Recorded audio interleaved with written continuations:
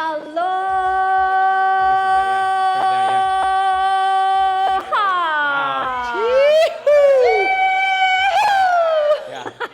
right, now do I have your attention?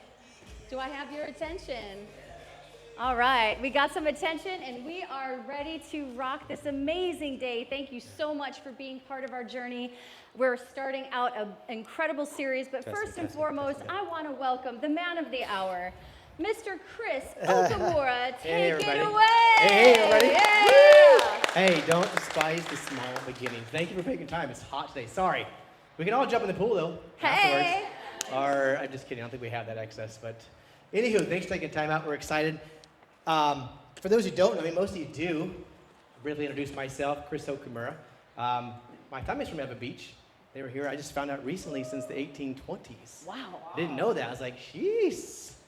And I was born in California. So there was a name that Dylan called me the other day, and I forgot what it was called. I don't know if it's a good word to even say, but I don't know. All right, I won't go there. But it was basically somebody who grew up in California and came to Hawaii.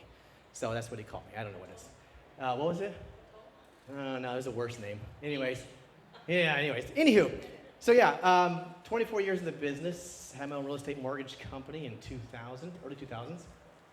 Lost it all in 2007. Most of you who are still in the business know what happened in 2007. It was glorious times. Most of us were clawing at the ceiling just trying to figure out how to close an escrow, right? It was like this to this overnight. And literally, we all knew it too. I don't know if you guys, for those who are in the business, who's been there since 2007? Anybody go through 2000? Tony, I know Tony did. We actually saw it coming. I knew it was coming. We actually had meetings with my group, my team. I was like, this is going to happen. But then we just kind of played it off and was naive. Then all of a sudden, we come to work one day and just everything hit the floor. But anyways, I kind of did a pity party of one for a long time, about 3 years, lots of drinking. As realtors, we do that really well anyways without depression, but you add that in, and it just heightens that excitement. But then I decided to get myself back together in 2013. Keller Williams recruited me, and I ran their office for them in Sacramento. I did that for 3.5 years, had about 170 to 180 agents at any given time, which was a good experience. I loved that opportunity. I learned a lot. But I knew I was just another spoke in the wheel. I was not going to really accomplish what I wanted to accomplish from day one. Total transparency, I didn't get into real estate to sell real estate. The linear chasing business was not my gig.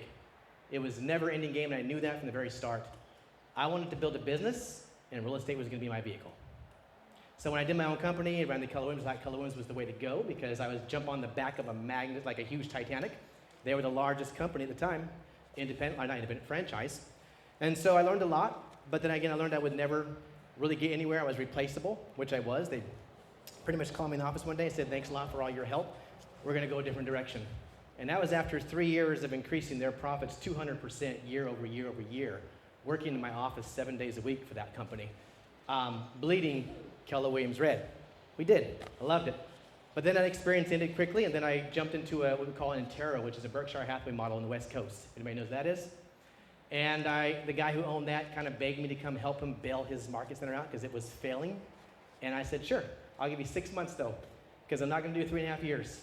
Keller Williams already ran that tape out. So 6 months it was to the day I shook his hand and walked away. I did build his office back up though too. His profits increased 150%, that 6 months. After that though, I kind of woke up, looked in the mirror and figured out what I want to do when I grow up. As a realtor, you ask yourself that every day. What do I want to do when I grow up?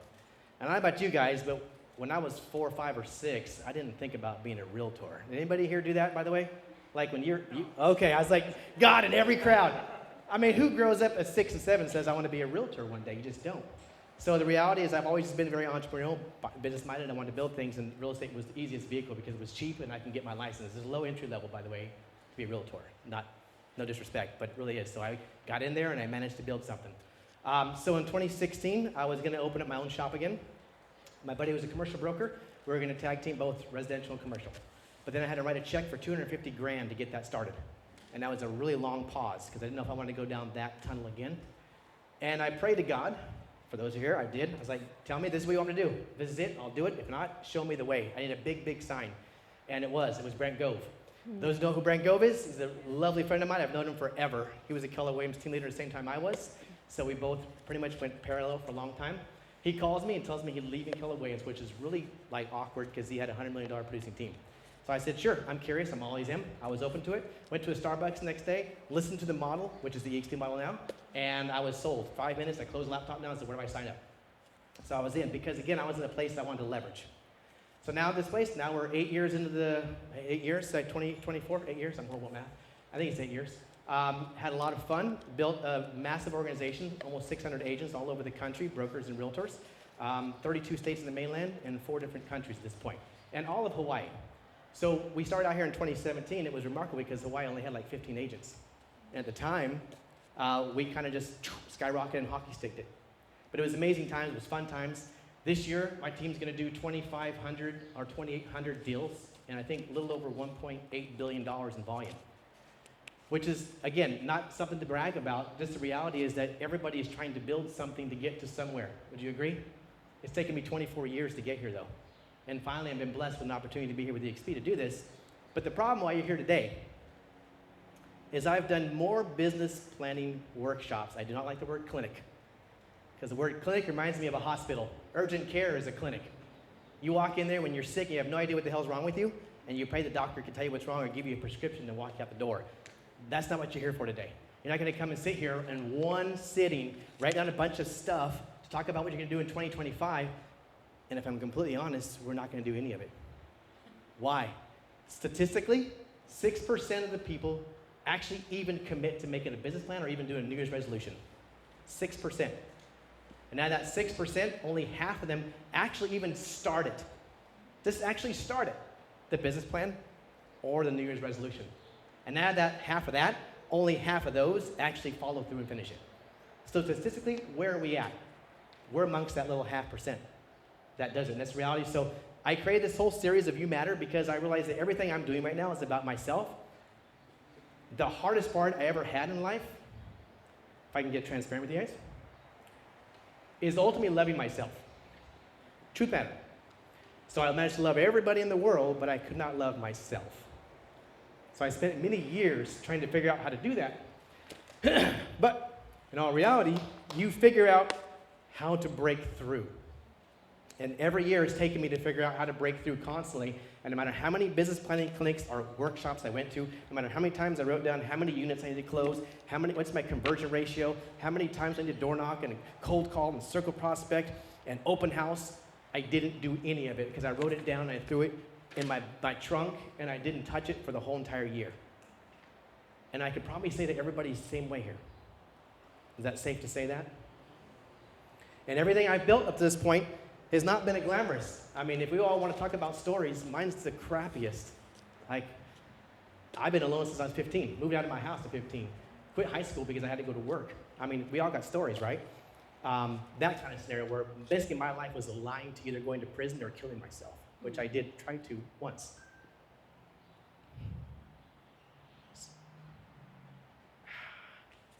So, that being said, we're here today because I know there's a disconnect for each and everybody sitting in this chair right now. I know that you guys want to achieve, you want to be the best that you possibly want to be, but there's something that's missing that is not allowing you to do so. Why you show up to these courses and classes and do the things you're supposed to do, but yet you don't complete them. Why? Have you thought about that? Like, seriously thought about that? Who even made their goals for 2024? Earlier in 2024, okay? Got a handful. How many got close to them? Okay? Can I be honest about that? They weren't big enough.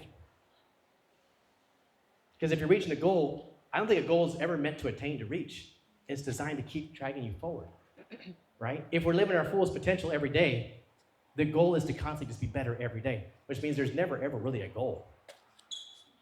I mean, I like the word, it makes sense, but the truth is, how many people really don't show up? So I created the series, the You Matter series. I had this divine intervention of trying to figure out who the right people. It's all about the right people. And Kara was the first person that popped into my mind because Kara is this person, all we know is Kara, she's like a ray of sunshine. And I was like, who can help me build this out the best this year and figure out a way to plug into everybody and not just do this one thing where you sit in a chair for 2 hours one time and try to figure out your whole life for 2025. For an entire year, you're gonna try to figure out your life in one sitting. It doesn't happen. So we've created the whole year, 13 months of everything I'm gonna do next year. As you can see the calendars on your chair, is designed that everything is to come out. It's that bottom sheet there, the You Matter series.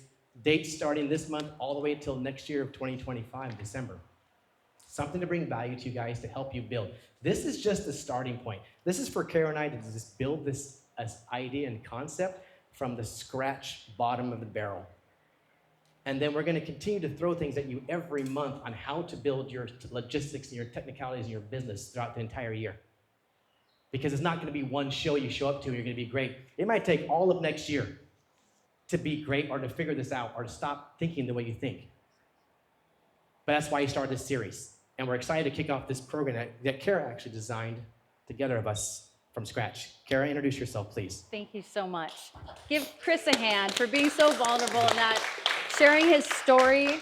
I think you're an amazing human being, Chris, and I'm honored to be on your side. So come on back over here. Oh, that would be the lights on you. Hey, I just wanted you to know that we're here together by the grace of God. Whether you believe in God or not, I just wanted to share that. And this is something that he shared, his vulnerability of where he came from and his background. Well, I want to share a little bit about mine too. And this is why. I want you to start thinking about who you are while I'm sharing my story. And I want you to think about your story while I'm sharing my story. Because that's why you're here. You want to have a moment of growing your awareness. So start thinking about that now. On the side, Chris and I didn't really know each other. I knew who this guy was. He's always energetic. He's got all the power and these great tattoos, and he's Mr. Energy, and I love his shoes. I covet his shoes.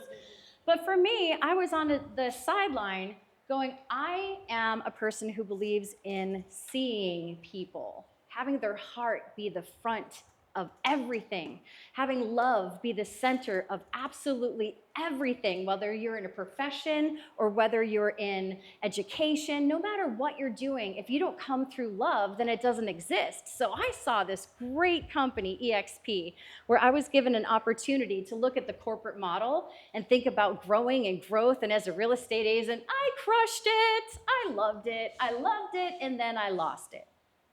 Everything. Lost every bit of my financial success. And I sat there and I was like, oh shit, I have 2 kids. What am I gonna do? And I have to tell you, and when you're in that moment, which I'm sure all of you have been, and you think you wanna quit and you wanna give up and lay in the backyard and say, take my life, God?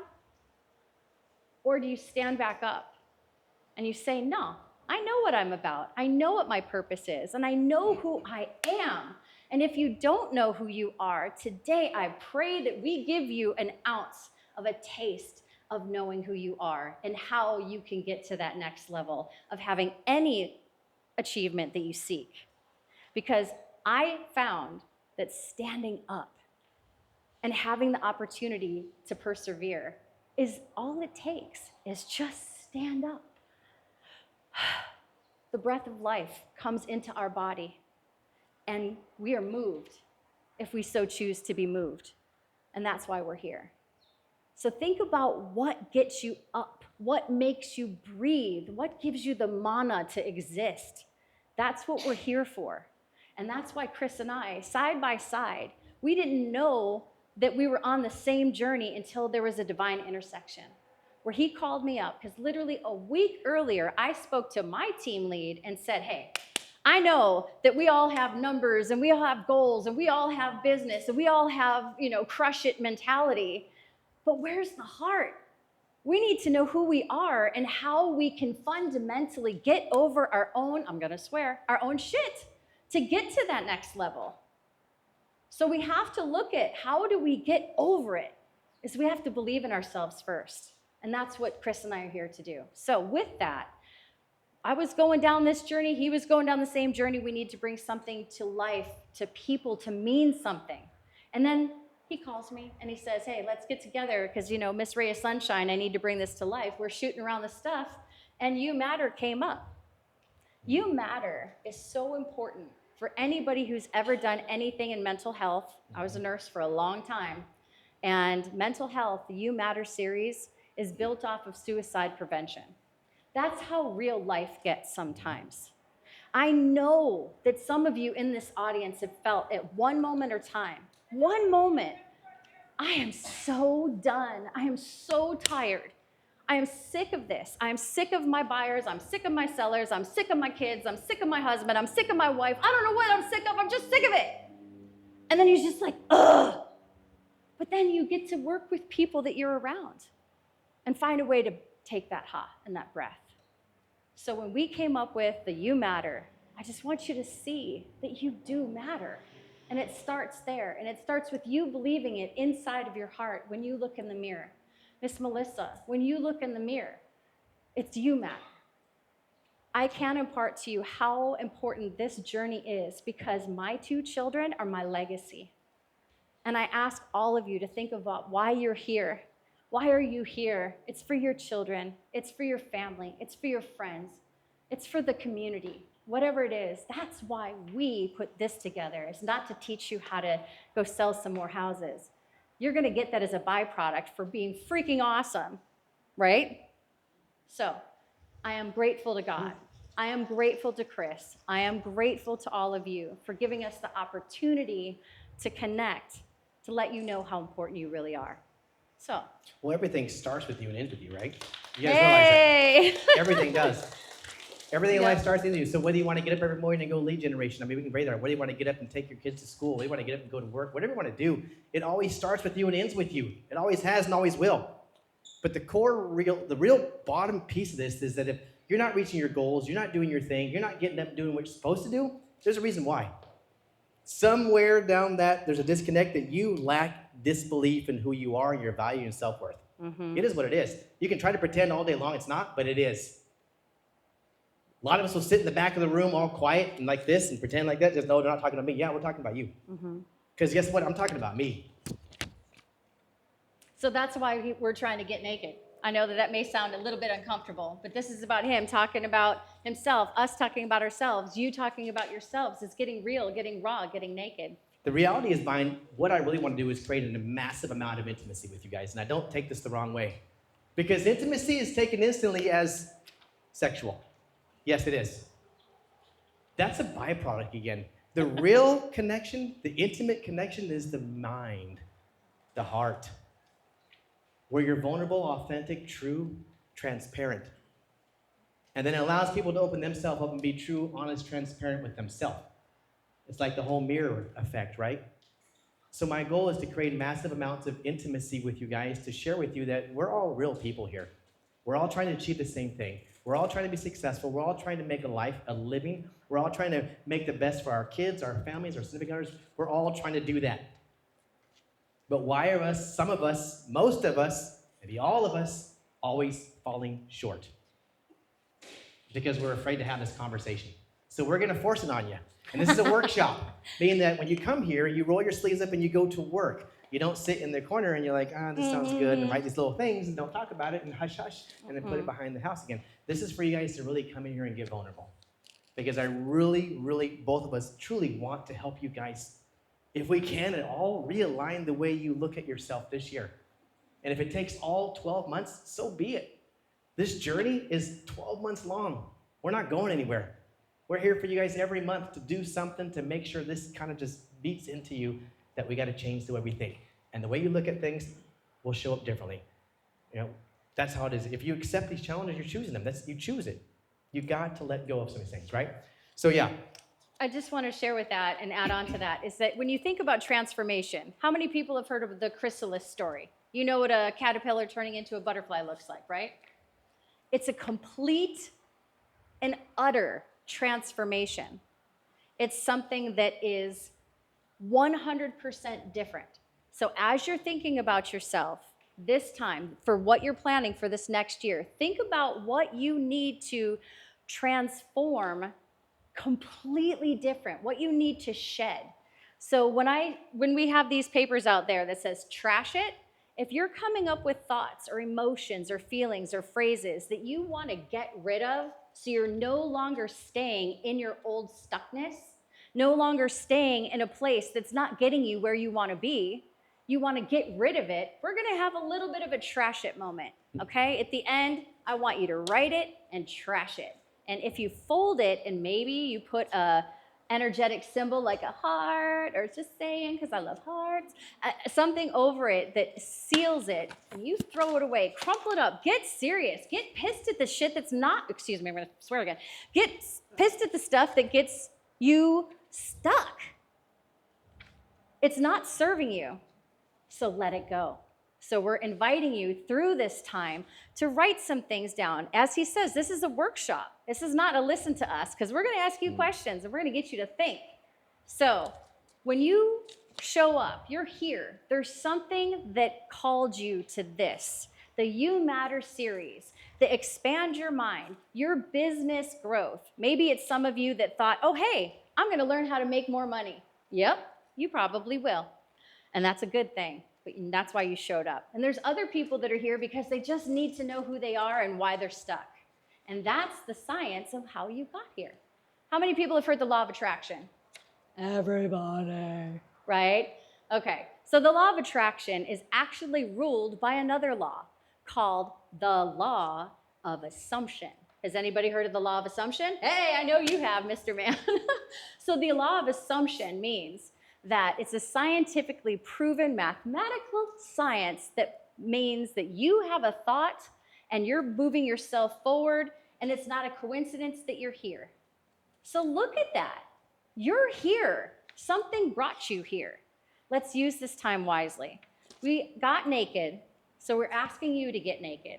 I know this is very hot, so don't get tempted to take off your clothes, because we've thought about it too. This is about you actually looking at your mind and the awareness. The first thing that you do is recognize what's in your mind. And a state of awareness is the first key to making a change. If you don't know why you're stuck or what's causing your stuckness or why you feel so whatever, you don't have an opportunity to grow. So we're going to ask that you get aware and start thinking of some things. Do you have anything you want to add? Nope, absolutely. What's on your mind? What are you thinking about? And this is the part where it does get a little bit probably personal. Yep. That's fine. You can write it down again. And if this is something additionally you want to throw on that trash paper, because it might be something that's very well connected to that. Like what's in your mind is actually holding you down, right? What you think about comes out. What you focus on expands. It's exactly what happens here. So why are you not showing up and doing your lead generation that you're supposed to? There's only two things in this business, honestly, if you really want to talk about it, that are being successful. That's lead generate and follow-up. If I could show you 2 plans to do that like crazy, you'd be the busiest realtor in the state of Hawaii. I promise you that. Lead generate and follow-up. You master those 2 techniques, you'll be the busiest realtor ever. And it doesn't sound like much because it's not, which means it doesn't take a whole lot of talent to do it. No disrespect. But why are we so hard about trying to get ourselves motivated to do it? I'll tell you why I didn't. I was more afraid of success than I was failure. Anybody in that boat? We're in a safe space. Safe space.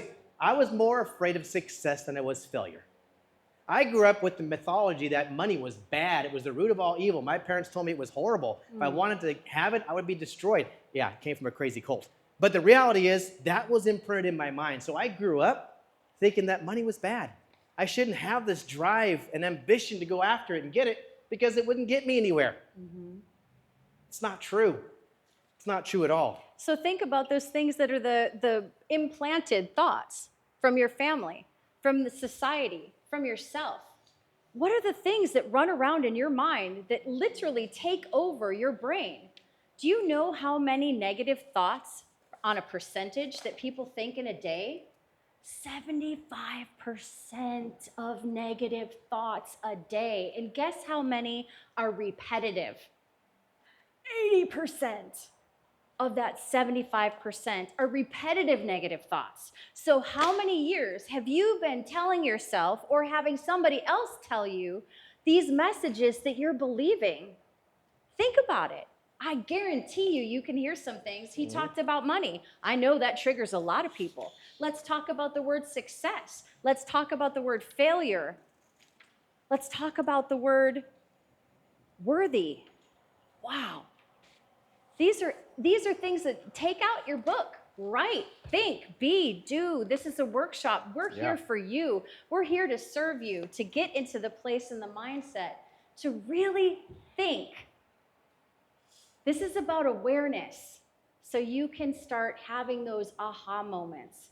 Because if you don't have the aha moments, of why you are where you are. And for those of you that are crushing your business and you are absolutely at the peak of your success that you think, I'm so proud of you. I am. But there's still more. Yeah, what's next? There's still more. What's next? And really, do you have the mental capacity to allow yourself to get to the next level? I know a lot of agents that are top producers that cannot. Because they're limited to their thought process. They're limited to the people they're around. They're limited to so many resources that are holding them back.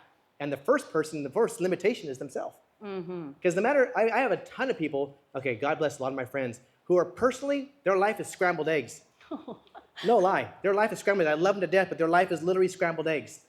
Their business ethic, though, is crazy over the top. There's a reason why, though. They pour all that energy into their work because their home life and personal life sucks so bad. So they revert and put the energy into their business, and it thrives. Because guess what? There's no emotional attachment to business. It can't hurt me. I'll just work myself to the grind, and I'll be exhausted and tired. On the other end, though, my family life sucks. My health is horrible. My kids don't love me. My significant other wants a divorce. It happens. We turn into alcoholics, into drug addicts, overeating. It happens. Why? Because we do not have a source to plug into. And that's why we're providing this too. But we need you guys to be real honest. We need you guys to unpeel the onion. We need you guys to be very vulnerable here, because if you're not here today, that's fine. Maybe today is not the day for you. That's fine. But we're going to be here every month for the entire 2025. And I'm going to be in your face about finding out what it is that you need to be to accept who you really are today. And why are you still held back? And at some point throughout this year, it's going to go off like a light bulb. And you might be in a space and a place that you're allowing yourself, okay, cool. And it might be a little bit of your business. I don't know. But we got to get there. So yes, please take a few seconds. Think of some things. Write some things that are you objectively holding you back. And this is all childhood stuff, by the way. Mostly. We just carry this to adults. And as adults, we just have the ability to just do whatever we want. So there's nobody really holding us accountable. But we rely on that. So be vulnerable. Be vulnerable. If you're going to be vulnerable with yourself. Yeah. Because it's got to stop. It has to stop at some point. If it doesn't stop today, when is it going to stop? And that's a better question for yourself. If it's not today, when is it going to happen? I don't know. So take a moment. We're just going to be quiet. I mean, there's several questions. What are your repetitious limiting beliefs? What are your triggers for your thoughts? For those who've been through kind of some serious emotional damage, which I have, I always have triggers that come up and rise at any given moment. They never go away, by the way. They're always lingering in the back of the dark. And every once in a while, they flick a light switch on, like a thermostat, and they say, hey, I'm here, don't forget about me. And I go like, oh, yeah, you, I haven't forgot about you. But I put you in the place that it deserves to be. But everybody in this room, if you're completely honest, has a trigger. And it takes you in either direction, good and bad. Because triggers can be good and triggers can be bad. I could trigger you to get excited and go out and do your job and do it like nobody's business. That's a trigger too.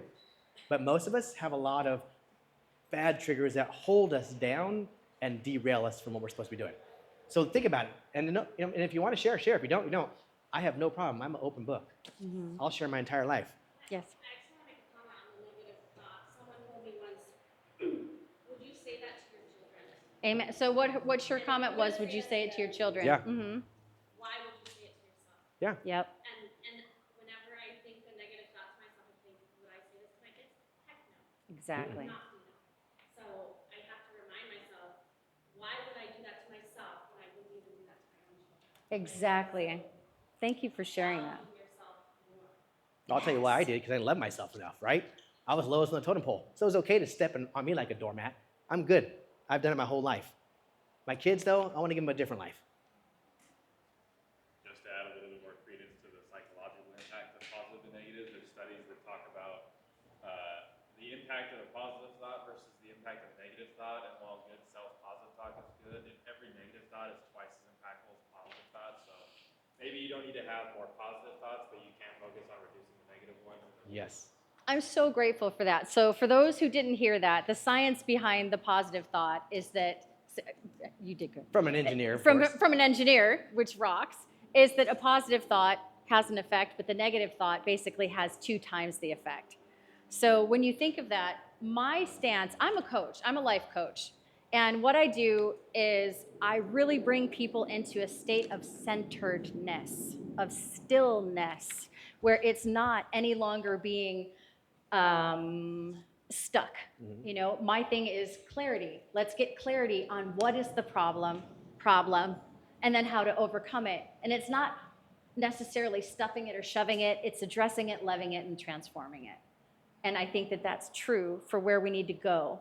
So if you ever want to talk deeper, one of the things, I'm just going a sidebar right now, is to let you know that, as Chris said, for 13 months, we're in this, but we're gonna go even harder for you guys. I'm doing a series for group coaching, and I'm gonna have this amazing man and many others of other sectors on the podcast, so you can continue this. I want you, Chris and I want you to go deep. This is a real deep year. I don't know how many of you have seen that there's a transformation happening right now, and you're part of it. So I just want you to think about that top part is, how are we doing, and how are those negative or positive self-talks affecting your business? Are you where you want to be? And if not, why? Do you need more education? Do you need more rally? Do you need more perseverance? Do you need to get out of the sense of doubt? Chris is going to share you a story about doubt that Oh is my God. amazing. So as you're writing, just take a moment.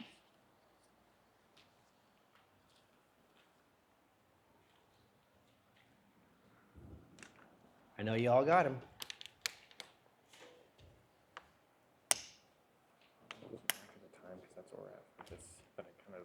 Okay, so every page is 15 minutes. So we're doing good? Yeah. Okay. So guess what? You're not alone. You walk around in your body with a reticular activation system. Oh my gosh, it sounds like I'm an android. Who knows what an RAS is? Right on. How many else? Do you know what a reticular activation system is? It's been driving you all, you don't even know it. This is a huge gift for those who don't know. The reticular activation system is a piece of your mind that allows you to seek, it seeks for you the things that you think of. So say, for instance, I want a new gold Lexus. I want a new gold Lexus. I can see it. I want my G-Wagon. Oh no, I want a G-Wagon instead. G-Wagon, yes, gold G-Wagon. I drive out, I start seeing the G-Wagon every freaking where. How many people do that? Where when you think of something or someone, and then all of a sudden they're there, or you hear that phrase, or you never heard that song before, but now you hear it all the time. That's the RAS. It's something that you don't ask for, you don't talk to it, you don't say, hey, knee, move. It moves for you. It's automatic. And it's your best friend if you use it that way. But it's also your worst freaking enemy if you sit there in the depths of negativity. I'm broke. I'm poor.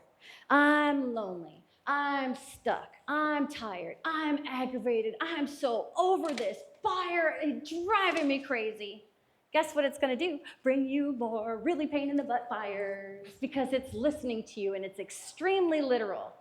It is literal. When you say, I want, or I think, or I'm over it, it's going to say, oh, you want it? Okay, here, there's more of it. Here. Here's more people that are going to drive you crazy when you're doing a listing presentation.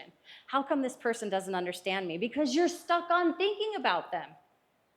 It is your heat-seeking missile to what you think.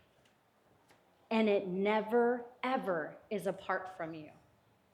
So you could use it as your best friend, or it could be your biggest enemy. Either way, you're not alone. So think about how you're programming that beautiful RAS. What are you putting into your mind? What are you feeding it? What stories are you telling it?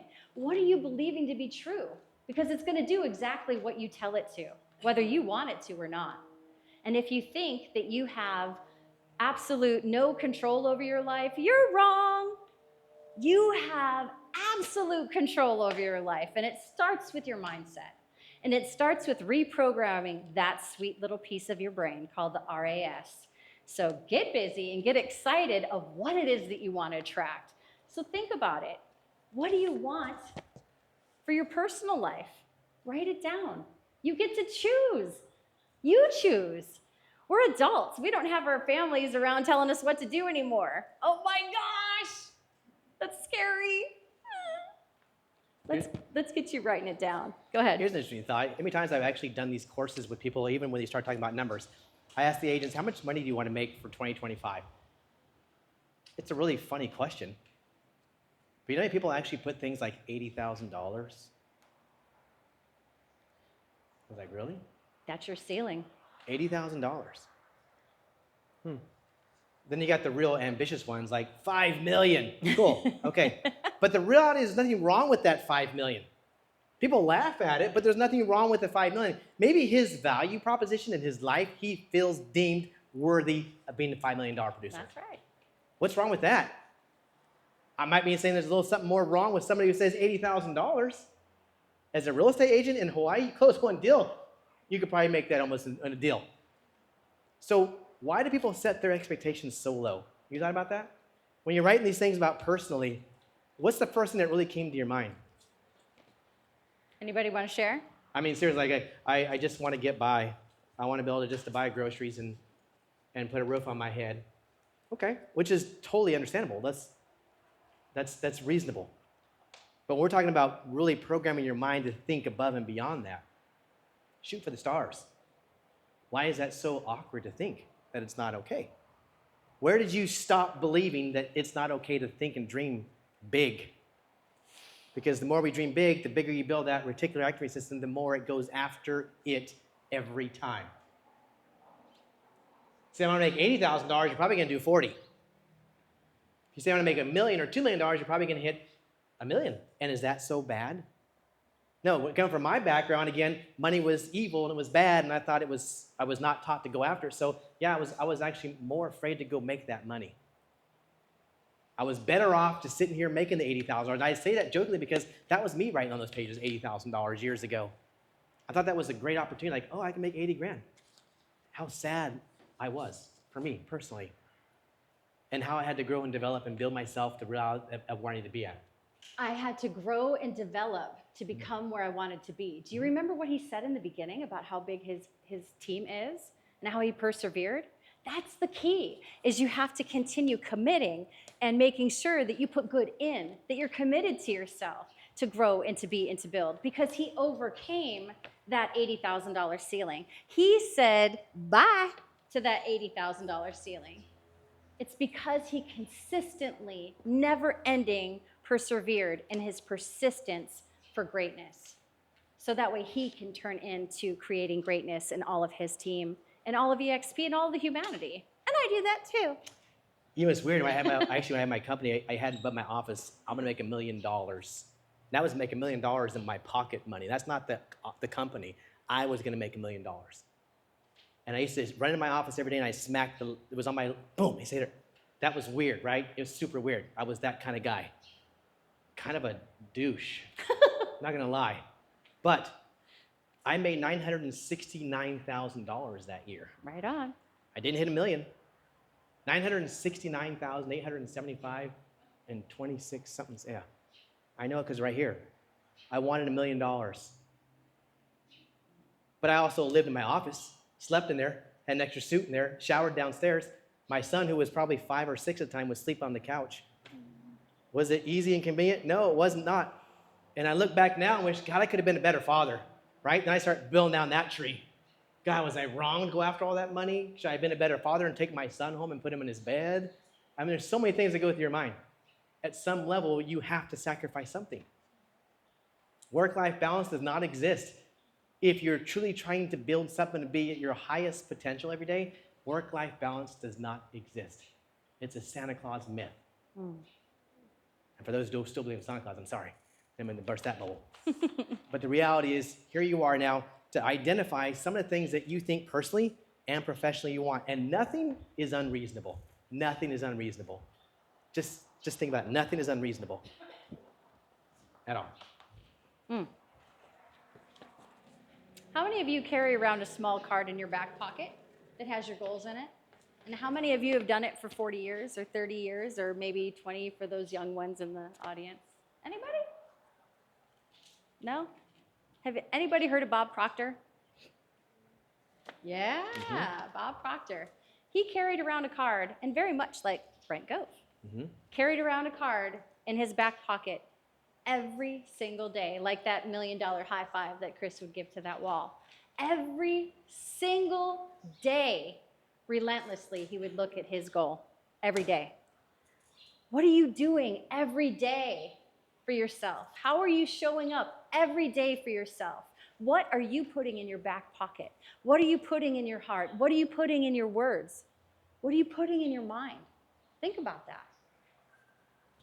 That's what this is. And that's why we're asking you to get real. This is real. Are you listening to other people's stories about you?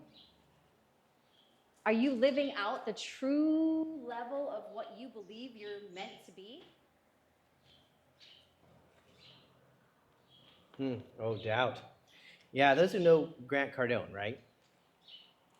I'm in his book again right now, Be Obsessed or Be Average. And this is my third time reading it, by the way. So I encourage you guys to read things over and over and over and over again. Because every time you read it again, your life's in a different place. Amen. You're in a different plateau. And then whatever you're reading absorbs differently and it relates to your life differently. And I see things, and I'm reading this book for the third time again, and I'm like, oh, and I have the book underlined and highlighted of all the stuff that I thought was cool 2 years ago when I read it. And now I'm like, oh, wow. Now I have a benchmark that I've changed from that thought 2 years ago. And I'm in this next phase of my life, and this page was more like, boom, punch Tyson in the face. So there was a thing there that he wrote about self-doubt. I can read it because I put in my photo of it. And it was starve the doubt. And I wish I had better eyes. He says, doubt is a dream killer. Most people are so filled with doubt, they're unable to believe in themselves enough to become obsessed with their own success. Instead, they let their fear lead the way. I believe that your fanatical, all-in mentality, which everyone has caused you to doubt, is not the problem. Doubt is the problem. Doubt is the most dangerous and insidious form of mental terrorism. How many people think it's mental terrorism? I mean, it's drastic. Right? It's drastic. It's excessive when you think of terrorism. But the reality is, it is mental terrorism. But we allow that every day to seep into our life. When I make a decision, I doubt myself. Can I go do this? I doubt myself. Can I do that? I don't know if I can. I'm not tall enough. I'm not smart enough. I'm not quick enough. I'm not fast enough. I don't look good enough. I'm not this. I'm not that. Doubt, doubt, doubt, doubt, doubt, doubt. Next thing you know, you're down here at the bottom and you're like 6 months into your life and you're like, how did I even get here? Because you allowed yourself to get here. Okay? So yeah, the kicker behind doubt is it's insane because it's like a silent poison that we don't even know is happening. But every day we wake up, we question what we do and who we are. Okay. So, we're going to continue to ask you the same questions. What's coming up in your mind? Has any of you filled out any of your trash it thoughts yet? Have you written down anything that's coming up? Yes, ma'am. Please share. Okay. Hi everyone. I'm from Japan. Just quickly, I'm a very self-made person coming from the broken family, but I try to be okay. I'm pretty cheerful people person. I had a wonderful career in hospitality. Everything was good, and then it just I fell in love one man so hard, so hard, and that person made me think I'm not enough. So that point on, all my wonderful things about myself with draining to the toilet. But because I had so much love, I stayed. I stayed for a long, long time. So as longer I stay, I lose part of me, and I became so, not physically, but mentally so thin. Then I stretched all myself, but I just couldn't give up. But I let myself doing it to me. I lost confidence, and like a doubt, and then I finally walked out. I said goodbye because I just couldn't do no more. Amen. So now I'm starting the point. I'm establish myself from the scratch, which means I want to feel enough to do things. So that's where I am. And then I'm still a rookie realtor. It's been 4 years. So this is now like a me now or never. Amen. You got this. That's where I am now. And then the reason why I just couldn't give up easily, I'm Libra. As what am I? I'm always seek for harmony and balance, and then I please everybody around me so I can keep balance and peace environment around me. That's how I can keep myself contained. But forget it. That's So it. I finally woke up to forget it. I have to take care of myself. So that's where I am. Thank you. You're Awesome. wonderful. Thank you for Thank you for sharing. that. Hey, guess what? You matter. You matter. Don't let anybody tell you anything other than that, my friend. Thank you for sharing. We appreciate it. Anybody else have anything that's coming up in their mind? Because this is for you. Anything that you're recognizing that's holding you back from getting the success that you want. Yes. Yes. Yes, please. Let's turn this way. Yep, you got it. So, got like regret and doubt, and these two things gives me sort of an unhealthy dose of skepticism, right? So it's kind of sort of like it can't be done. Why even bother doing it? And also, I think it makes me sort of try to stay in my comfort zone. Yes. Just maintain the status quo. You won't get hurt. You won't have any regret. Things are gonna be fine, and you just sort of spin your wheels and you sort of go nowhere, Right. right? And those are the sort of, and I'm peeling the onion layers. That's what I'm seeing, I like it. right? And you know, I think with this, regret and doubt, I think to myself like, if success comes to me, can I even handle it? Mm-hmm. Right? And this is real. Yeah. Thank you for sharing that, because I guarantee you, don't go away yet, because I Oh. know you got more to say. But I'm sure you feel that too. What if success comes to me? Then what? And how long do I get to hold it? Go Right. ahead. Okay. So, anyway, moving on. So personally, I think this year I want to change the way I think. Be more Yes. positive. Yes. Yes. Give a round of applause to that guy. Yes. Seriously. And I think that just by being positive, the sales will be a byproduct Absolutely. of how you think and how you sort of see the world, Absolutely. That's exactly right. right? And that's what I want to be. That's Right what I wanna on. What's your Yes. name? be. Dean. Dean. I'm going to give you a high five. Yeah. And here you go, brother, because you matter. Oh my gosh. That could have been more true than anything else. The business will be the byproduct. 100%. You can sell said vacuum it. cleaners, Kirby's, which I did before. I served Kirby's door to door. I've done all that stuff, man. I went down to the bare bottom and scrubbed people's carpets in their house at midnight trying to sell a $1,500 freaking Kirby vacuum cleaner to somebody that you know damn well couldn't even afford it. But they can finance. But they could finance it Hey! for 15 easy installments, right? But the Yeah. reality is you're there already in your mind thinking the doubt. These people are not going to buy a $1,500 vacuum cleaner. It's not going to happen. They can't even keep their house clean. I'm pulling up stuff that's carpet. It's alive. Yeah. But the point is the regret and the doubt. You just got to do what you got to do. And then the reality is all this will come to you. There could be nothing more true. Nothing more true ever than having that be the thing that stands on the wayside. So I asked in this packet, how do you see the world? How do you see the world? Are you going through the rose-colored glasses? Like some of you have seen my rose-colored glasses? Because I got to tell you that this is not a shtick. This is a real thing. And here's why. Why Do we say that when you look through rose-colored glasses, the life is rosier? Because it's true. It's true.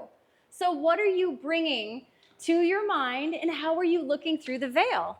Are you having that positive attitude? Are you saying, you know what, come hell or high water, I'm in. I'm going to sell this Kirby. I'm going to sell this $3 million listing. I am going to get 10 buyers because I have a good attitude. And I don't care. I'm wearing my rose sunny glasses because the reticular activation system is going to give you what you think. So put on your glasses. Or are you the person who's like, no, I like my shades. I'm going to put my hat down. I'm going to just go like this. Don't look at me. Don't pay attention to me. I guess I'll take a deal when it comes to me. You know, I'm just cruising. How far has that gotten you? Well, every blind squirrel gets a nut eventually. That's right. In a closed block room, right? Hit the wall enough, you'll get somewhere. But how many times you got to get beat in the head to realize that it's a better option? It's a better path. That's the path of least resistance, but that's another conversation. But the reality is everything requires a lot of, pushing back. Everything is regarding about pushing back. But you got to push back farther. You got to push back harder. I love it. Thanks for sharing that. That's amazing. Really good. Thank you. So when you say yes to you, remember you're saying no to something else. Absolutely. And that is your choice. That is your gift. Say no to the things that are no longer serving you. Say yes to yourself. Every single time, every single moment, every single breath. Wake up in the morning. Today, I'm going to use an example. Today, I woke up after sleeping maybe an hour and a half, and I was like, this is going to be an epic freaking day. Because there's an opportunity to impart love into more than just me and my kids. That's my purpose on this world. So it's what you decide when you wake up in the morning. Oh, crap, I have to deal with Bob again. Oh, man, I didn't get the groceries. My kids are late for school. Why are they? Ugh. How many times? Or when we look at the cell phone and we're like, okay, scroll, scroll, scroll, scroll, scroll. You have a choice to do that. How far is it getting you? You have a choice to stand up in the morning, stretch, take a deep breath of energy in, and then be that energy. You have that too. Yeah, we sell that in a box. For $19.95, you can buy this in a box. Yes, for $4.99. Just call me anytime. No. Cheaper than a Kirby. I'm serious. That's my job. That is who I've been gifted to become. And this is real. I am me, and I am grateful to have an opportunity to be on this earth. So when you look at yourself, what is your legacy? What are you giving? What are you adding value? I mean, dude, I'm in the car and I'm driving. I'm just driving, smiling in the car. Why? Why? I'm in the grocery store. I'm looking, why? Do I have bad days? Absolutely. Do I get tired? Absolutely. Do I get grumpy? Absolutely. Do I get, yes, I do. I do all those things. But my 99% of me, maybe 80% of me to be realistic, is a choice to be joyful. It's a choice to be joyful. So think about that. You know what's sad though? A lot of times it requires something majorly tragic for us to happen in our life, for us to think like this. Mm-hmm. For like sure. Death of a family, loved one, close, a bad spell of maybe cancer, something that's life-threatening, then all of a sudden we start thinking differently. Why is that? Why do we take life so seriously at that point when we actually have to get bad news? Why does something so bad have to happen in our life for us to actually show up and appreciate life? Have you thought about that? Why does it have to get so bad for you to actually think about so much in life that's great? Let's think about that for a little bit. Let that resonate. You don't have to go, everybody wants to go to heaven, but nobody wants to die. Sometimes you got to go through the pain to get to the really good stuff. That's how life works. So hopefully as you're reflecting and you're thinking about 2025, you have a moment to decide, do I want to carry the same junk with me into 2025? Do I want to carry the same burdens? Do I want to carry the same waves that are pushing me under? Do I want to carry the same doubt, the same fears? Think about it. when we're in this Let's Get Real, we're thinking about how we want to step into 2025. What do you want? What did you learn about 2024? What did you learn about yourself today? What did you learn? How did you show up for yourself? Did you make the calls consistently? Oh, did you roll back into bed consistently? Yes. Write it down. What did you learn about yourself? What words came up? Apathy? Maybe. Crushing it? Yes. We have to set you up to what is going to ignite you into the new year. This is our job, is to light you up. We want to light you up. So when you think about that, this is where we're headed. Why don't you tell a story about what Brett says? Oh, no, the reality is it's a very simple theory, though. If you argue for your limitations, you get to keep them, right? Say that again. If you argue for your limitations, you get to keep them. And it's so easy to argue for all the crap that we're allowing in our life because then it justifies us not showing up. It justifies why we didn't reach our goal. In our mind, again, that failure or are afraid of success, it justifies that. So we argue with our limitations every day. I'm not tall enough, not smart enough, not quick enough, not fast enough. I can't do this. He's smarter. He's got more money. I got less money. I don't have more time. I got my kids. I can't do it. Hey, you get 1,000 excuses out there. Put them on the trash it page. Yeah. I mean, I've done it all. I did 30 open houses in 30 days during December, during Christmas, 1 year, to tell everybody to shut up. Because all my team was crying about how there was no business. So I put them on Front Street, and I did 30 open houses every day. I closed 7 deals from that. Woohoo! But here's the funny story. 2 of them didn't even step 1 foot in my open house. I was picking up my open house signs. It was raining outside. I was picking them up in the corner, and the lady pulls up, rolls the window down, and asks me, hey, is that the open house you're doing right there? I'm like, no, it was down the street. She goes, oh, is it a single story or 2-story? It's 2-story. Oh, darn it. We need a single story. My husband's getting old. Can't really do stairs anymore. So I need to sell my house and get a new one. Can you help me with that? I said, no, I can't, ma'am. I'm just kidding. I just said yes. But here's the irony. People are like, who comes to an open house on a Tuesday? Wrong question to ask. You're already doubting yourself. If you even came up with that question, the first thought in your mind, you're already shooting yourself in the foot. Yep. Your opportunity is where you present yourself. I'd rather put myself in an open house where I'd sit there with my laptop, my hotspot, do my work, do my scripts for the potential of somebody walking through that door. Nobody's ever going to walk through the door of my office sitting in my cubicle. I'm never going to get an opportunity there. They don't present themselves there. But you got to do things that are extraordinary out of the results, things that push you out of the box because you got to get out of the comfort zone.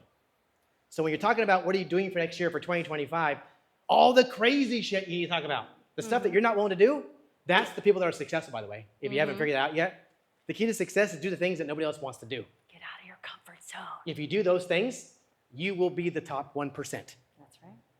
In your business, in your life, this is not just about business. You can be the top 1% spouse. Can you imagine what your life would be? I mean, I don't know. I mean, if you're married, your relationship can be amazing. The top 1% of relationships, your kids between that relationship, amazing. If you got a team, amazing. Can you imagine that? Amazing everywhere. Not just in business, your whole entire life, because it spills over. That's how it works in life. Energy spills over.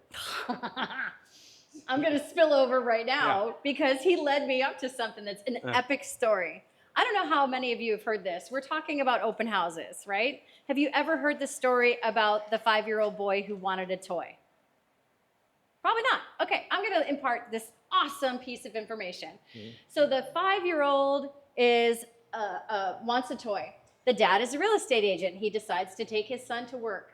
He gets all the signs and he puts them all out, and he knows that if he helps his dad sell that house, then he gets a toy. He's 5. He's like, okay, everything's set up. Let's go outside, Dad. We have to sell the house. Well, what are you talking about, the dad says. He's sitting back. He's just waiting for people to come in. Doing the same thing. The signs are out. My, croissants are warm. Everything's good. But the kid's like, no, we got to go out. We got to tell people. We got to go outside and tell people because I want my toy. They have no limits, they have no boundaries, and they have nothing but imagination. And guess what happened? That boy dragged his dad out and started knocking on doors. Hi, we have, and I need a toy, so come on over and take a look. He got that house sold and he got his toy because that boy went outside of the box. As a young child, they live in the beautiful place of imagination. And this is where I come from all the time. Imagine. It's the place that you get to be the creator. You are the creator of your life. Imagine life like a child. That's where curiosity comes into. Oh, what's around the corner? How am I going to get my toy? I have to sell my house. I have to sell this house, and I have to put up with Bob because I want to sell this house because I can get my toy. We're all kids, so find out what it is that motivates you. And that's what leads into this Create the New Year. When we talk about visualization of you being the creator, what do you want 2025 to look like? I know that that's a very blah statement, but seriously, what do you want to imagine? Get creative. Go for your toy. What is it that you want? And realize that that RAS is ready to go. Yes, sir. Yes, ma'am. I got you. Let's go. You want more joy? You want to have more attitude where you're in, I'm just being me and the byproduct is awesome sales? That's your choice, and that's you visualizing it. You're imagining that world. I have to share, in all sincerity, I have been studying my whole life since I was 8 how to be the best version of me. 8 years old, I was born in a vacuum with nobody around. I had to find out who I was. The hardest thing I have ever challenged myself with was, what do they call it when you go into, I'm going to meditate, I'm going to visualize, I'm going to create. I could not do it because it was emotional. Every time I got up to that point and I thought, oh, no, that can't be me. I can't drive that G-Wagon. What would I be doing in that G-Wagon? You know what I started doing, and I invite you all to do it if you're like me, who gets stuck putting yourself into that vision of greatness, is write a movie. Be the kid. Write a movie. Write the character in your mind. It's not you until you look in the mirror. So, Linda, you're writing a movie about the person that this amazing life that has closed 10 times more sales or whatever your 10x is. And you're in the right rooms, you're meeting the right people, you're having the right life, you have the right, whatever it is that you want, but it's in that movie. And then you hit the playback and you look in the mirror and you're like, oh, I can do that. Because scientifically speaking, as you know, mister, is that we have the ability to live that out. Our mind thinks that that's true. And if it thinks something is true, it makes it plausible and possible. So it's no longer something that you have to doubt because it's real. Do you understand that? Like, you get to live that dream. So on this, ignite your imagination. Think about, go big for 2025. What do you want? Let's light it up. Chris, go for it. What do you want to add? Well, it's interesting that it can go both ways, by the way. That could ignite both ways. It could be a nightmare, too. It could be a horror movie, or it could be a comedy. It could be funny as heck. Oh, yeah, the movie. The movie could be whatever you want it to be, but the reality is it goes both ways. Whatever you're thinking about, it could be detrimental to you, too. It could be a negative anchor that drags you down to the deep abyss and holds you down there and drowns you. Or you forgot that life preserver and come to the surface to get a breath of air. But it's all a priority. Breathing is actually a priority. You can't go without it. True? Like, anybody in this room hold their breath longer than 5 minutes, 10 minutes? Maybe you can. I don't know, but I don't know most people can.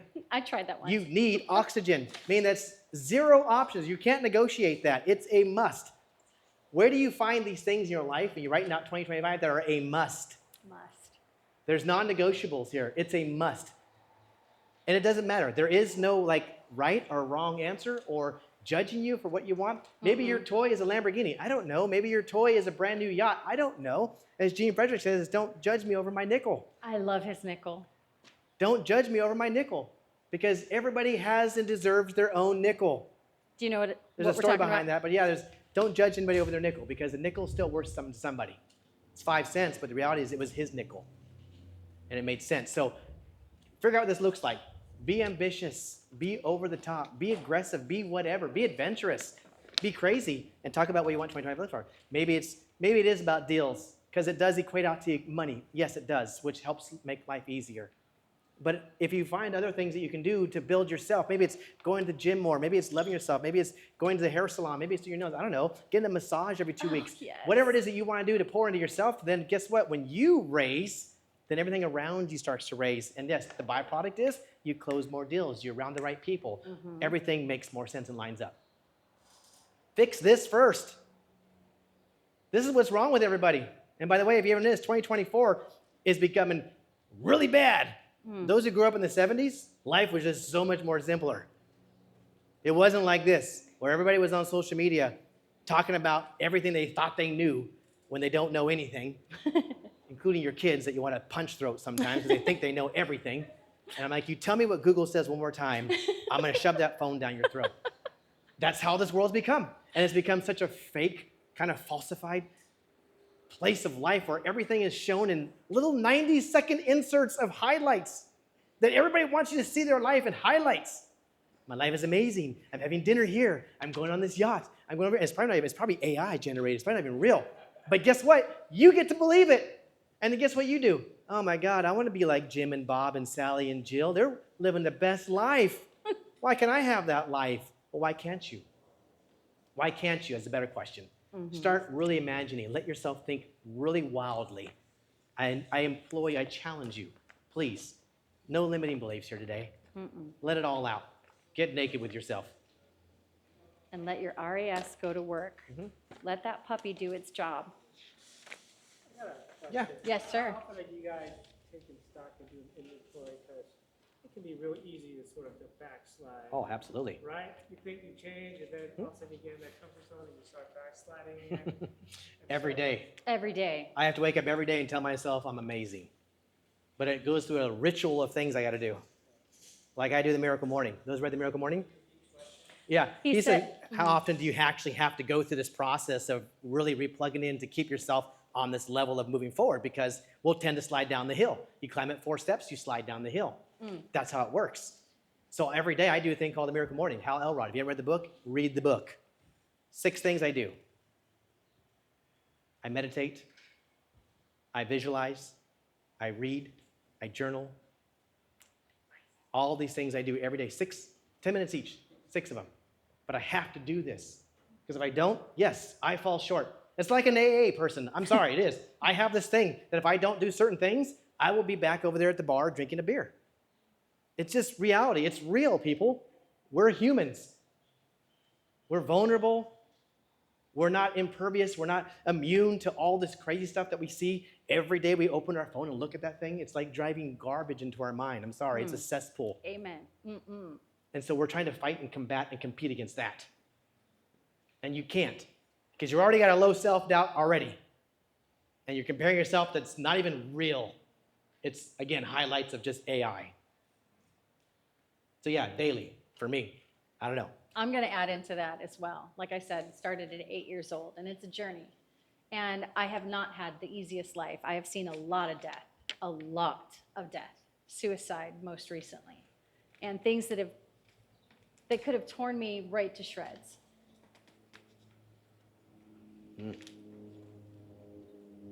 But I implore you to get up and make a choice, to put good in. Be in a place where you can put good in, whether that's music, podcasts, affirmations. Put good in. I put good in every single solitary minute of my day because I live my day moment by moment, choice by choice. And I tell you, I have gotten so clear of awareness. I think Chris can see it because he knows some of our conversations. I am aware of myself. I'm aware of other people's objectives. I'm aware of those pitfalls. I'm highly aware. And because of that awareness, I can sit and choose. Yeah, I'll let this affect me for a moment because I'm supposed to learn a lesson.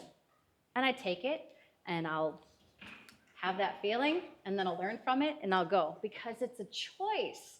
That's how I focus. I don't let things hold me in that pit because I recognize that there's purpose in the pain. There's purpose in pain in everything if you use it as a lesson.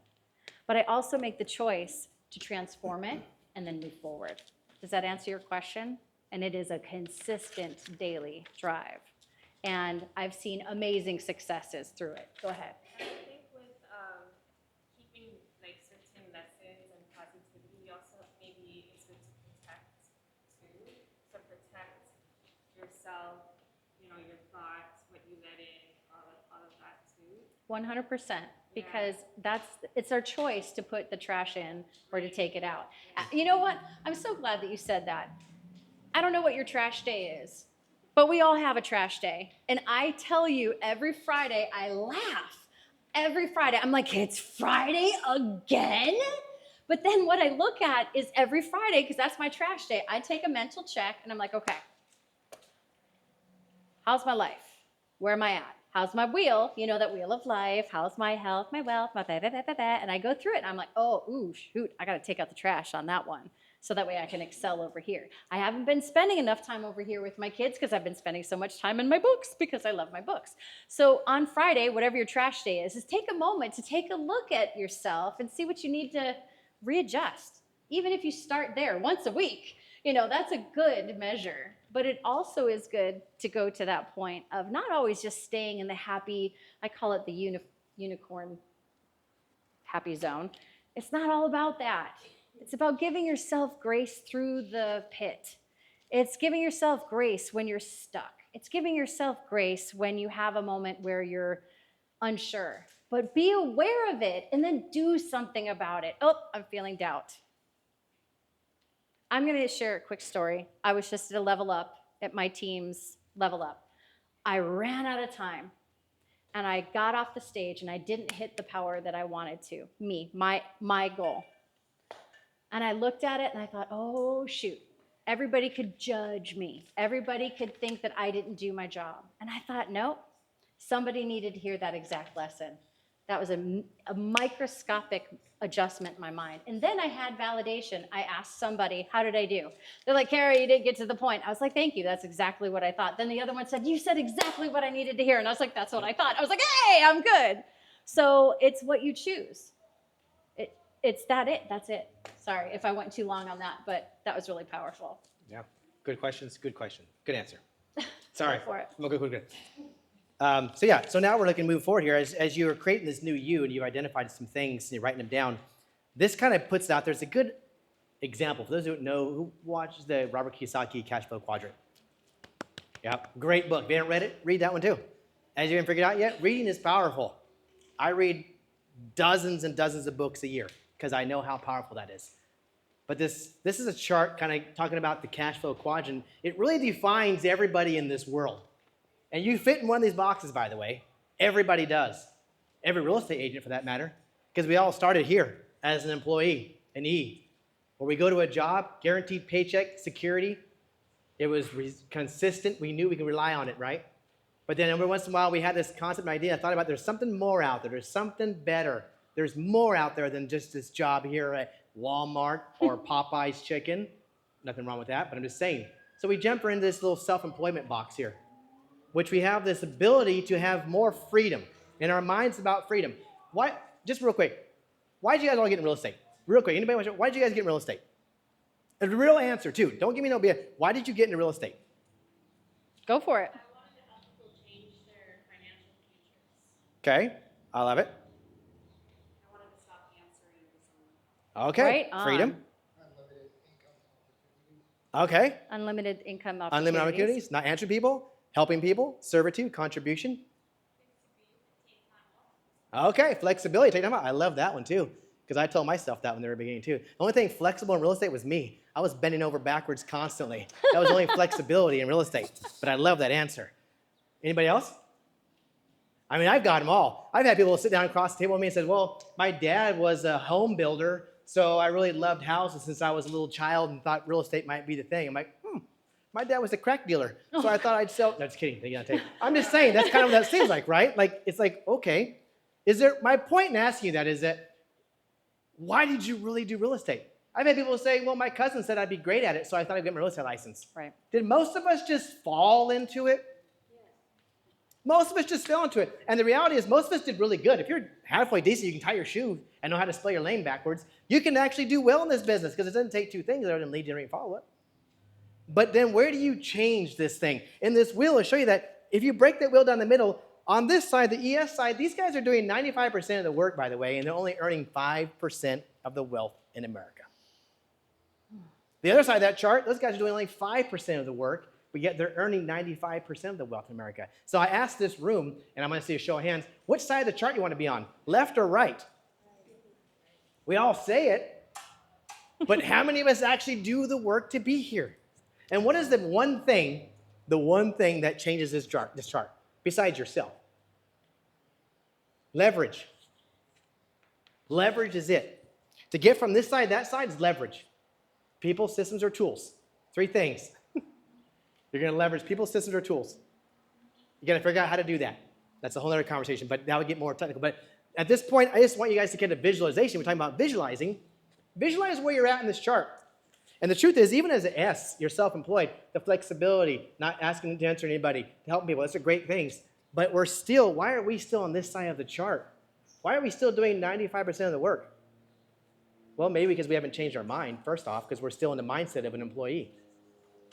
Like, I literally could go talk to a girl behind a Starbucks counter and talk her into coming to work for me. Go get a real estate license, and I'll help you be successful in business. Okay, cool. But if she doesn't change the way she thinks, she's still going to be an employee. Mm-hmm. What do I do today? How do I show up? Can I punch my clock? Do I get 30 minutes for lunch today? That's their mentality. It doesn't work in real estate. It's an entrepreneurial business, requiring you to be accountable, driven, and doing your own thing every day, over and over and over, like it's nobody's business.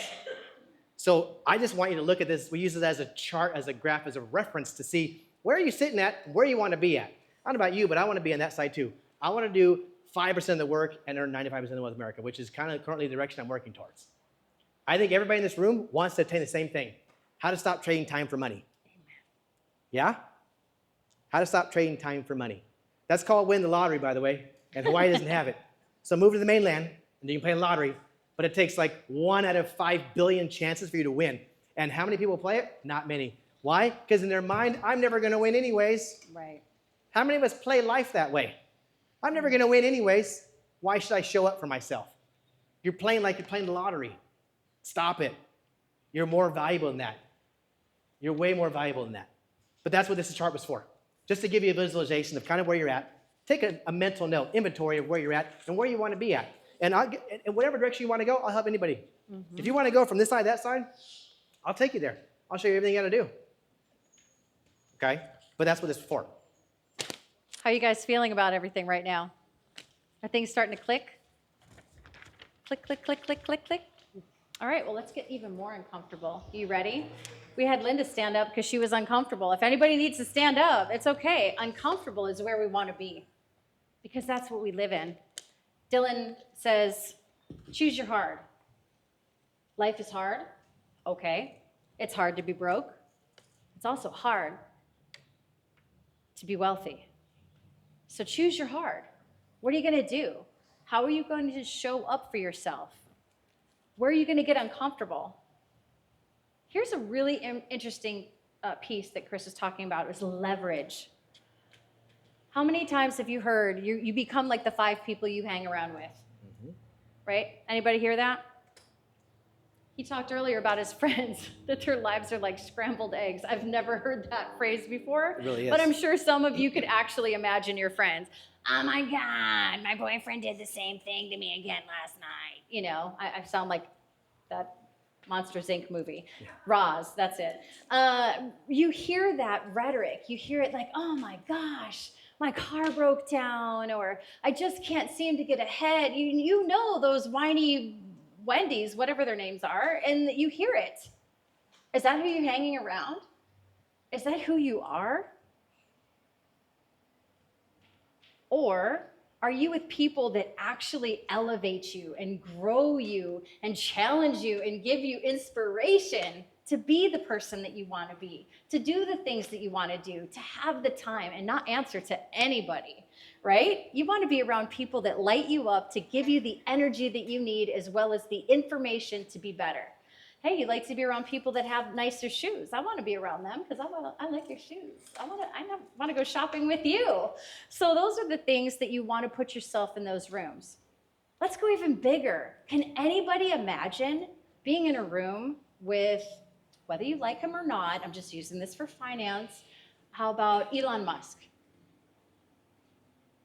Could you imagine yourself showing up right now with your clothes, the way you are, sweat dripping down my face, whatever? Could you imagine being in that room? Why? What comes up in your mind immediately? Did you say, hell yeah? Or did you say, oh God, no? If I drove up in my car, he'd be like, psh. You know what I'm saying? Think about that. What room are you putting yourself in? Are you challenging yourself to go bigger, to be with people that inspire you, that can be success follows success? Or do you like your little comfort zone? How is that getting you? Is that getting you to where you want to be? I had a level up moment when I had the opportunity to stand amongst greatness. I have an opportunity because I put myself in a room that I never thought I would be in. He scared me. He did. I swear to God, I'm going to talk about you. Dylan scared me. If for those of you who don't know Dylan Nonaka, he's the team lead who I'm under. And when I met Dylan in his humility, I thought, oh, I get to be me. Oh, cool. He actually likes me to be me in all of my weird sunglasses. He champions for me to be me. Wow. I get to be me. I don't have to lie to myself anymore and try to fit into somebody else's box. He gave me permission to let it rip. Thank God. Because I've seen so many greatness come out of it. I've been able to help, I could say right now, hundreds of people by having that permission because I put myself in that room. And then that man, to me, was above Dylan. And I thought, oh my gosh, I'm never going to be able to talk to Chris. He's a Japanese cowboy. He has Shireen. Shireen's amazing. Oh my God, who am I? I'm a goofball. But then here I am, and I find out that he's Weirdo. like me. He's a weirdo like me. That we're actually like the other halves of each other's sister-brother thing. It's weird. It's like kind of home. And that means that I get to go bigger, because guess what? We get to put ourselves in the room where we can even have grander people that their shoes scare me because I know that that costs more than what I have for my whole entire, car payment or whatever. But I don't care, because that's the level that you have to put yourself in, is go bigger. What room are you in? Are you even in a room? Are you solo? Are you staying in your home? Are you staying in your box? Are you afraid? How are we going to get to that success that you're looking for? If you're in real estate, you have to be in a bigger room. Chris, I know you know about this. Take them to church on this one. No, it's important. For those who haven't, they say that saying, if you're the smartest guy in the room, you're in the wrong room. I always want to be the dumbest guy in every room. And I mean that with love, because I want to learn to elevate to the next level. So I've literally fired my friends, I use that metaphorically, fired the people around me. Mm-hmm. My 5 people, I go through them every quarter, and I find somebody new that I need. Whatever goal I'm trying to reach, I need to find the people. Here's the funny thing. I don't find them. They find me. And you know why? Because you put out an attraction, a manifesting of life, and this is the energy that you put out. I want this, I want this, I want this. And those people show up, and it's happened to me here. I moved here recently, just a year ago. August was a year permanently when I moved here, and I'm ground zero. I didn't know anybody. Jen was my best friend, my first friend. Really, my first friend was Jen. And she's amazing. She's a good egg. Now, the reality is, though, that I had to find new people to meet. And guess what I wanted to do? I wanted to think about what next level I wanted to be at. So I enjoy smoking cigars. It's my thing. I started finding people in the right places that were doing it. And ended up stumbling across the right people who stumbled the right people, who put me in the right people, and put me in the right. And I find myself in these rooms of people that are very, very high level. And I'm like, oh. And they invite me over here, and they invite me over here, and they invite me over here. That's how it works. Next thing you know, but I didn't plan that. I just I knew where I wanted to go. My radar was on point for what I wanted to achieve, where I wanted to be at, and I just wanted to put out in the universe. So then I started to find these people, and they found me.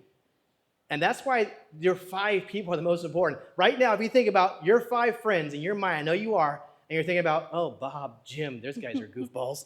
Like, you're thinking about your 5 friends that you hang out with most. That is who you really are. I'm sorry to say that, but that is who you are. If you're wanting to be the next level, you want to be the next Bill Gates, Warren Buffett, Jeff Bezos, Elon Musk. I don't know. Maybe it's not. Maybe you just want to be the next Martha Stewart. I don't know. Whatever it is you want to be, you need to get in that room. You need to find that person.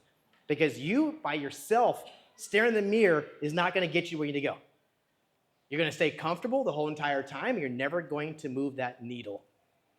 So find the right group. This is the most important piece out of this whole entire book to me, honestly, is getting around the right people. Because when you get around the right people, the byproduct, again, we use that word a lot, ends up with massive, massive results, and you don't even realize it. It just happens like that. And you're like, oh my God, I got these people around me now. It's happened. That's that quick. But it also goes the other way too, by the way, because the universe works both ways. It's a two-way street. You hang out with 5 alcoholics, you're going to be the 6th. Oh. I promise you that. You hang out with 5 people that just want to go gamble every day, you're going to be the 6th gambler. You don't believe it, go try it. I don't say try it, but it would really work.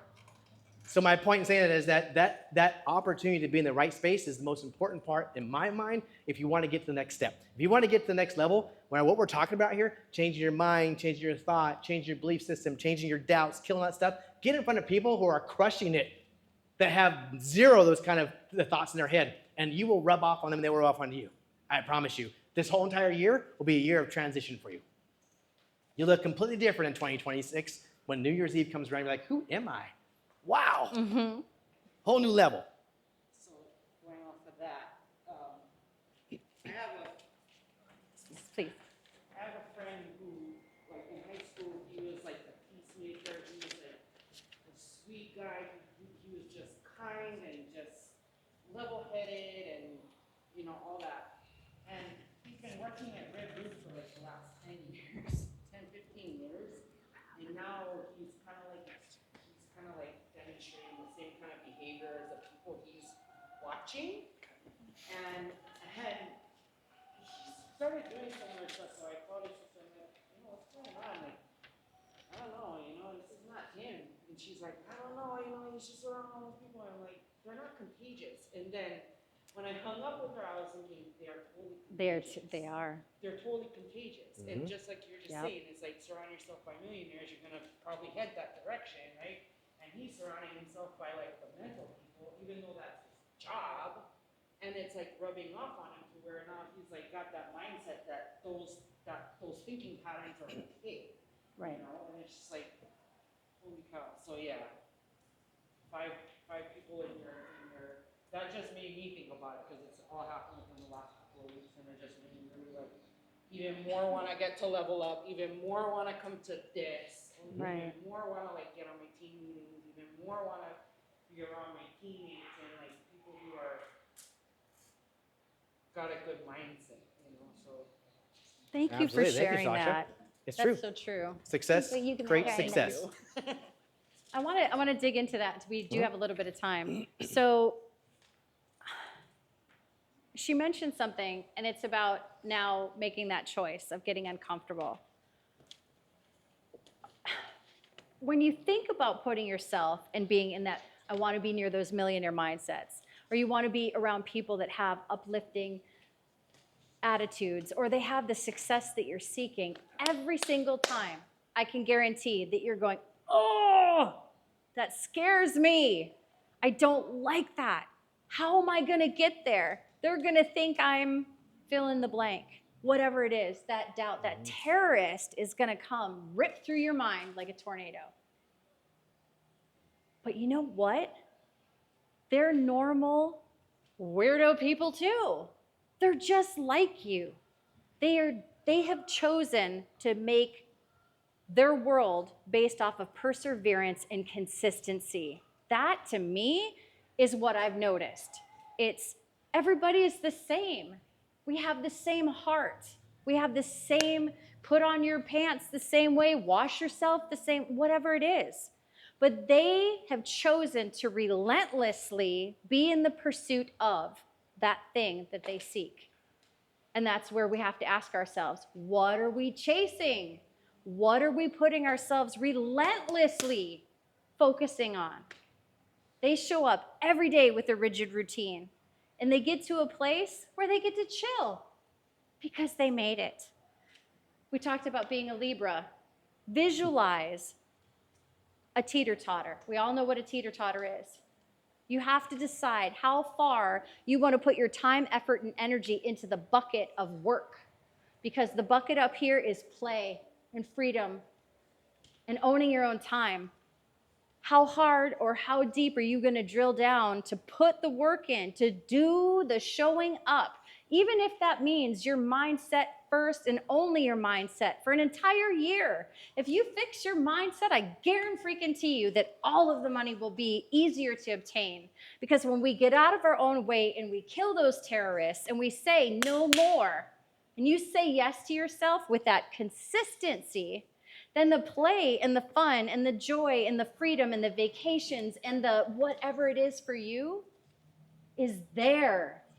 It's achievable because you put in the time and the effort. And that's what those millionaires have, is that consistency. So find out what you're dedicated to. And that's where. We're all kind of segue into that. It's much easier. Again, than being around a room maybe of mental patients. I'm just saying, it's just easier. And life is about finding ways that it's easier. Otherwise, if it's easier, you'll do it. If it's not, you won't. It's just what it is. The path of resistance is what we seek every day. The moment you get up in bed, out of bed. What is the path of least resistance? And I'm going to go that direction. And you have to fight that every day. Because the easy way is to not show up. The easy way is to fall into your rut. The easy way is to be your own self of your low pity and whatever disconnect and you have of value. That is the easy way. The hard way is to do all the other things that are going to combat and push you and make you uncomfortable. That's the truth. So who can share if they met their goals in 2024? Anybody? This is a workshop. Farther than I have before. Say that again? I said no, but I've gotten a lot farther than I have before. Good. So what got you to that place where you're further than you were before? What did you do? I did a lot of training classes. A lot of training and classes. She plugged in. Mm-hmm. She's doing the work. She showed up.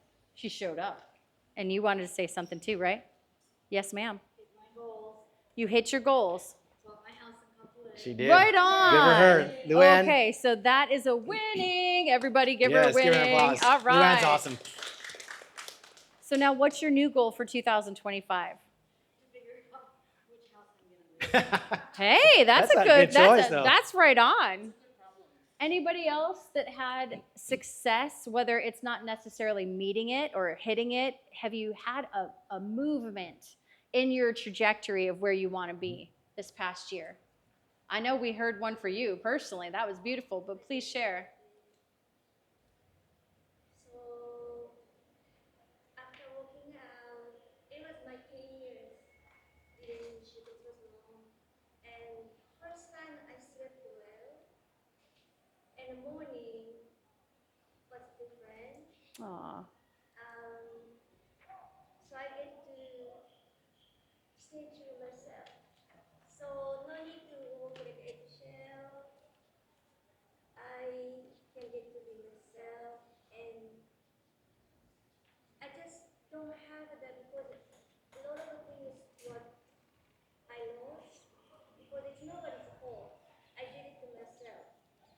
So now I need to get back like a pretty, beautiful, confident woman.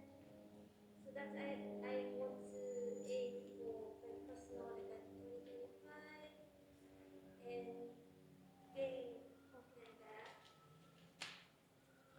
Then get business going.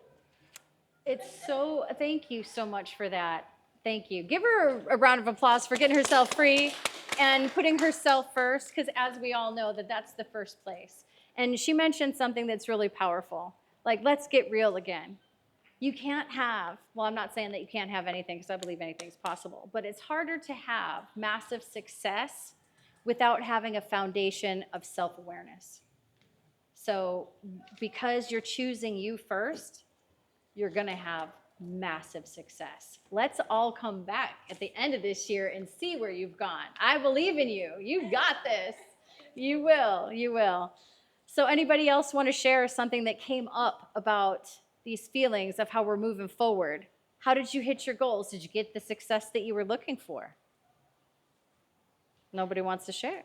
All right. It's an intimate, quiet group. So we did our job. Yep. The reason that we ask those questions is because we really want to ensure that you know how to take this information to move it towards 2025. And the only way you could do it is to look back. You have to have a sense of awareness of where you were to know where you want to be.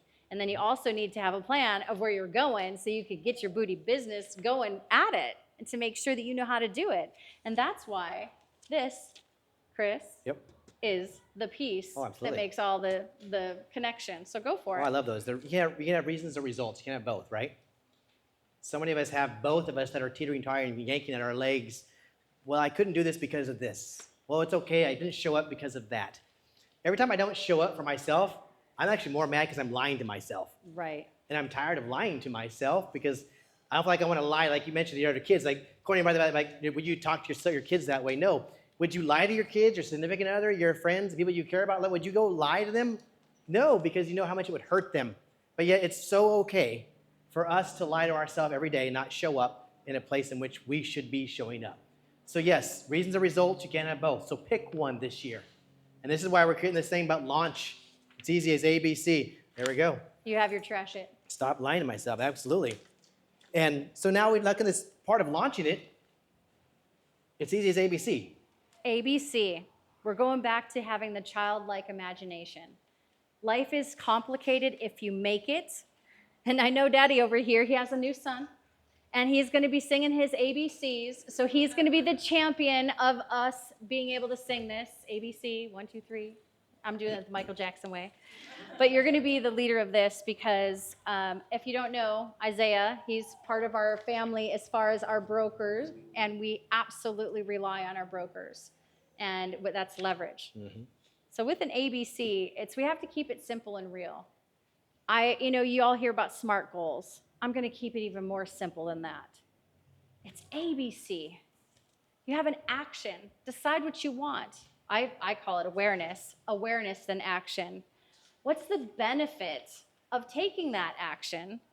And then how are you going to commit? Leverage, coaching, education. So those are the things that I want you to think about right now, is pick one tiny action, just one. Because if you take one, it's going to make easier to take 2 and 3. So I'm going to use Isaiah's son for a moment. May I? Okay.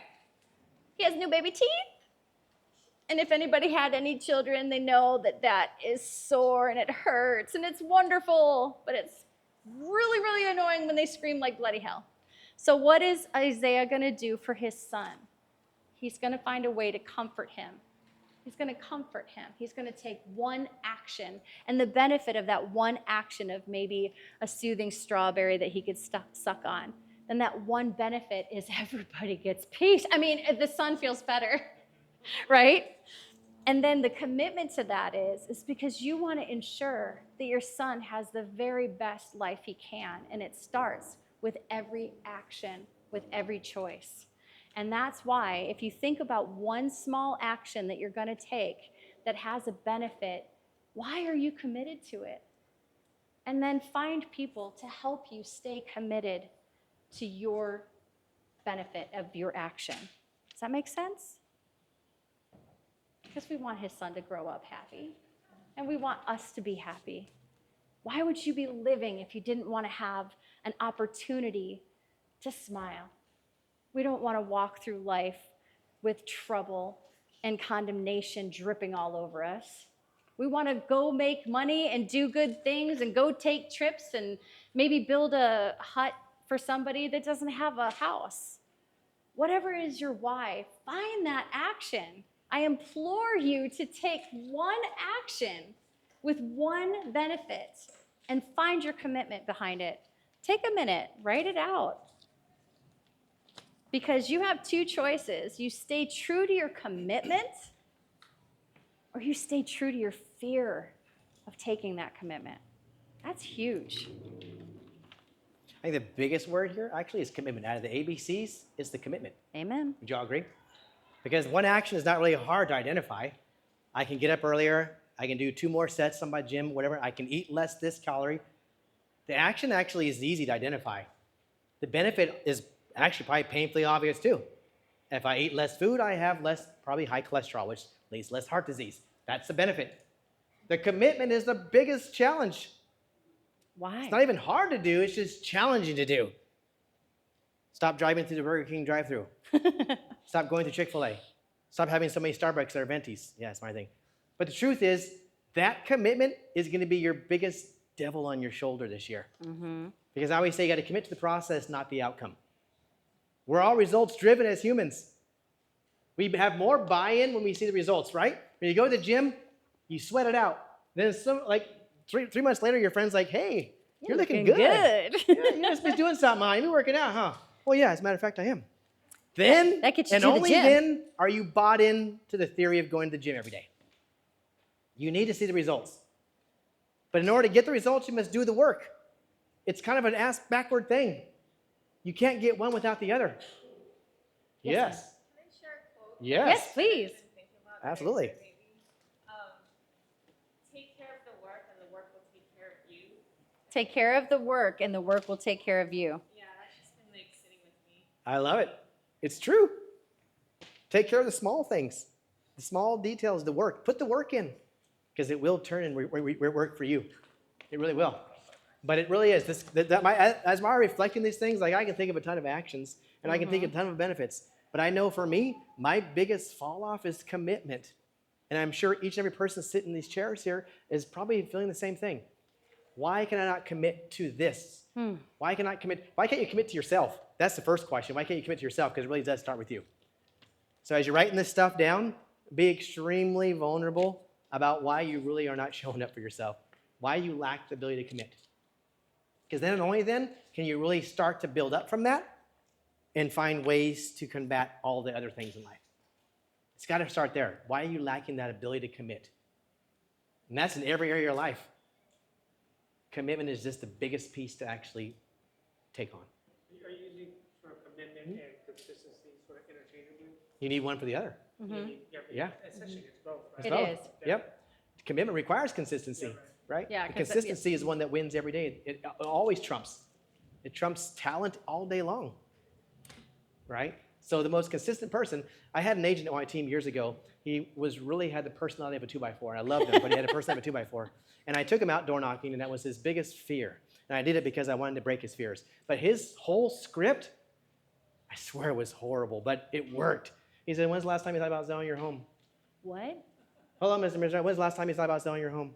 That's exactly how he sounded, too. When's the last time you thought about selling your home? And he knocked on hundreds of doors every day. And guess what? He got listings, though. Because you showed up. Because he showed up and he was consistent. His pitch and his presentation was horrible. It was horrible, and I mean honest. So where are you guys thinking you can't show up? I got a guy who barely spoke 3 nouns in the adverb, and he got listings because he did it every day relentlessly and consistency and showed up. The commitment was there. He had 0 doubts and he had 0 options. There was no plan B for him. So many of us have plan Bs. If you got a plan B, you're already done. Sorry. If you got a plan B, you're done. There should be no plan B. Everybody needs to commit to burning your boat. If you're going to put commitment, burn your boat this year, which means all things are on the table. Nothing is impossible. And as his friend, or his teammate, his agent, 2x4, right? He did it. Could you imagine door knocking relentlessly? Did you go, when you thought of that? Good for him. Oh, good for him. Now, what if we have those people that are a little scared to get out of their box and they need somebody to give them a little push, Yep. It's called a jackass friend. right? Everybody So- needs one. You need somebody to kick you in the booty, or, in my world, to love on you. Because sometimes you just need somebody to say, I see you. He said earlier, hey, I see you're looking good at the gym. That means that his efforts that were a solo effort got praise And then you wanted to do it more.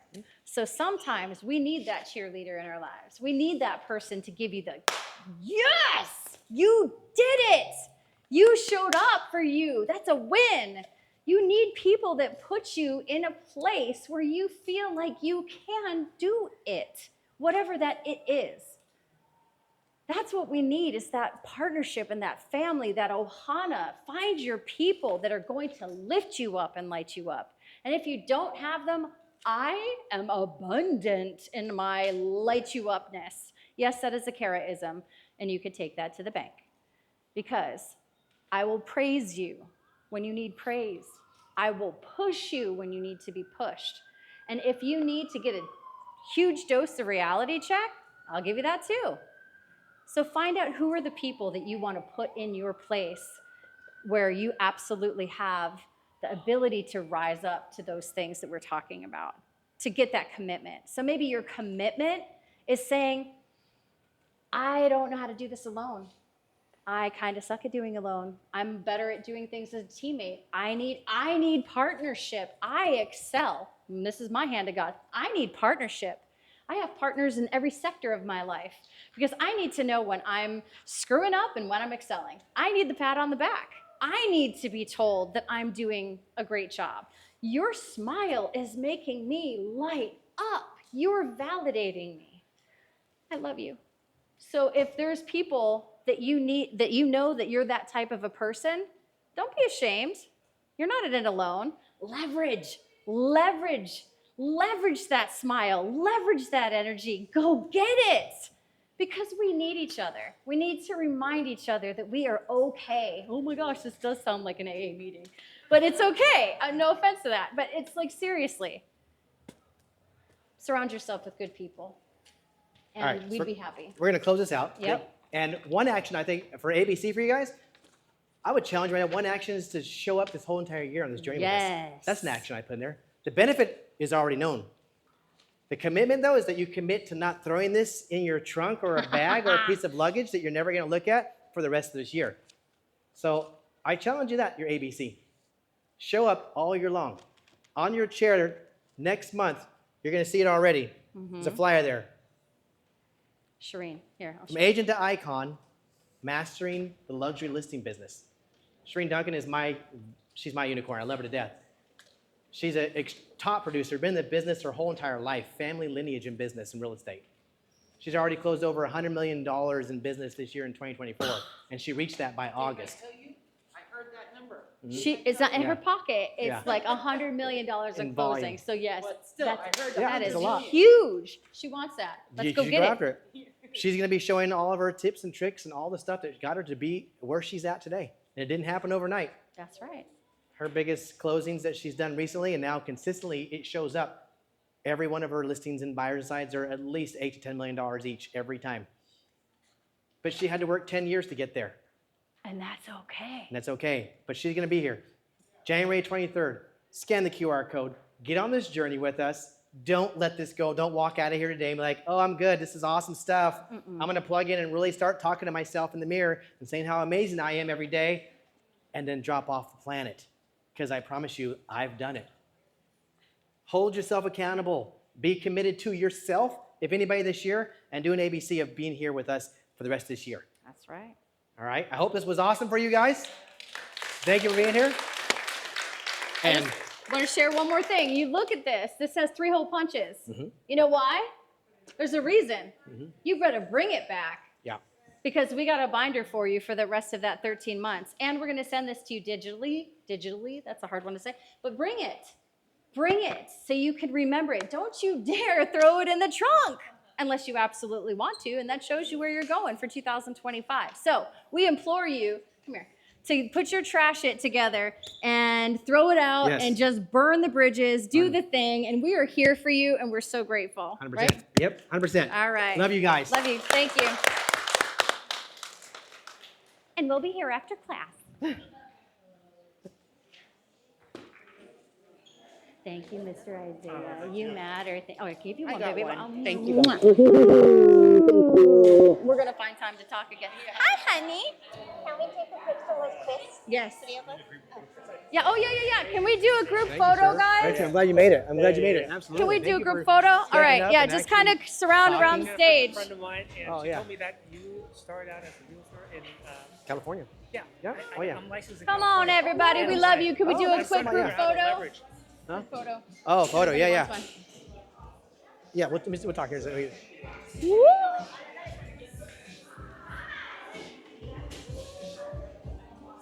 We'll stand on one here. side of this. Yep.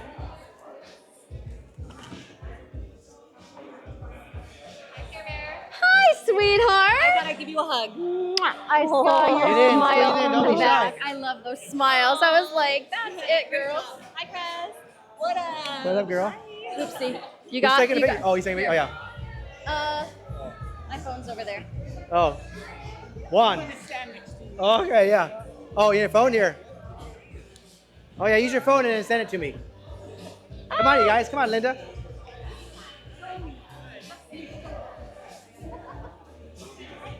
I love the fact that you call me Care Bear. I mean, I love that. I know it is. It is. Ryan. Yeah, he is text to it, yeah. Come on, Miss You're Linda. gonna get a mass text on that. Oh, yeah, one, okay. So, yeah. Alrighty. Everybody in? Yeah.